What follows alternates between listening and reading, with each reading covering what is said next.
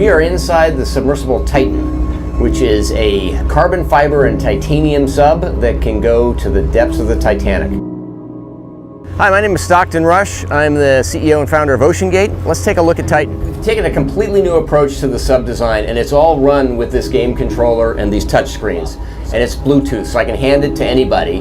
And it's meant for a 16-year-old to throw it around, and super durable. We keep a couple of spares on board just in case. Greetings, ladies and gentlemen. Welcome to DaveyJay Today.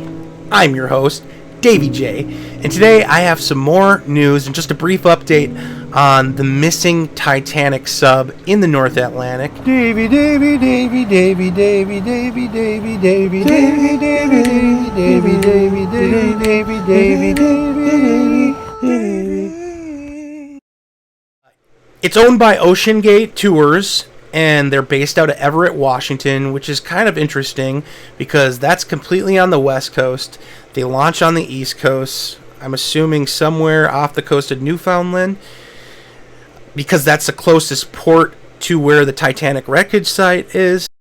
But what we're finding out now is that the submersible that the CEO, Stockton Rush, and his team created may not be as safe as they lead these tourists to believe. More will come out about this. It's made out of carbon fiber. It's basically like a carbon fiber wrap around a tube. The people that have gone on the tours before say getting in this sub is very similar to getting in a minivan without seats. So that's what they compare it to. But the star of the show is the Titan, Stockton Rush's custom-built submersible.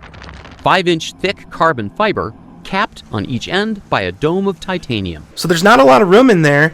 And keep in mind, they're 2.3 miles down, likely. I really don't think they're bobbing on the top of the ocean right now because I feel like they really would have found them already. But keep in mind, they're 2.3 miles down below the ocean surface. That is pretty deep.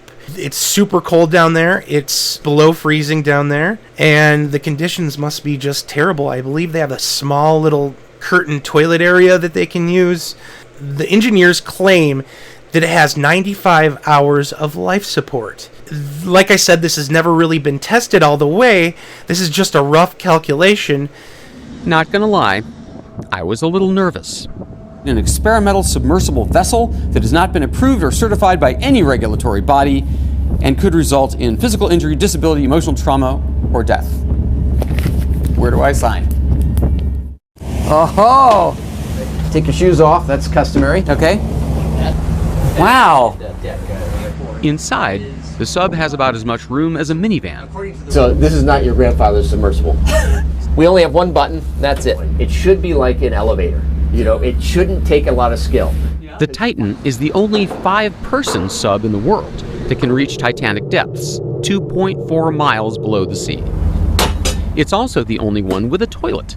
Sort of. And yet, I couldn't help noticing how many pieces of this sub seemed improvised.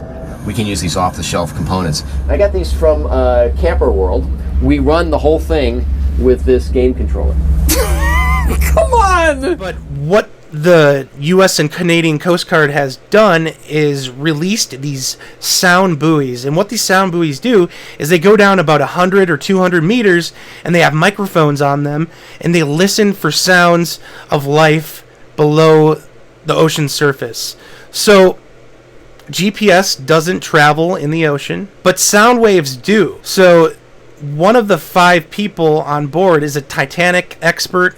He's traveled in submarines and gone to the bottom of the oceans many, many, many times. He's a French explorer. So of anybody, including the CEO, Stockton Rush, he probably knows this too. But if anybody knows this, that French explorer knows about the SOS system, and what the Coast Guard is saying that they're hearing are tapping sounds every half hour. It's not just like, ooh, boom, boom, boom. Okay, we heard a sound and that's it. They're hearing them every half an hour, and that is a special SOS. So that gives me hope that there's signs of life down there, and that's just a miracle. So the hope is that they can launch another submersible down to that level to maybe attach a cable to the sub and pull them up to the ocean surface. And that's what they're hoping they can do once they locate it.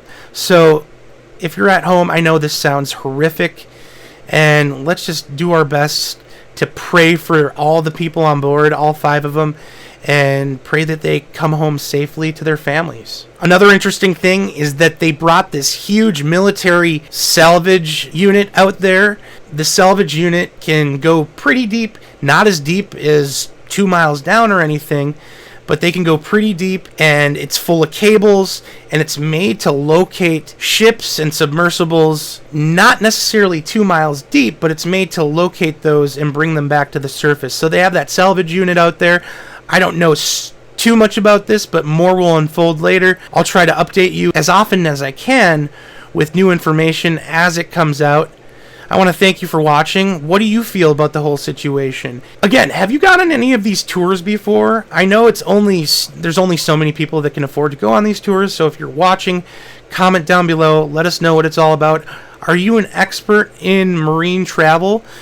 Submarines, submersibles? Do you know anything more about this Titan and how it was created? If you do, go ahead and comment down below. We'd love to hear what you have to say. Well, that's all I have for now. I've said my piece. Now it's time to hear yours.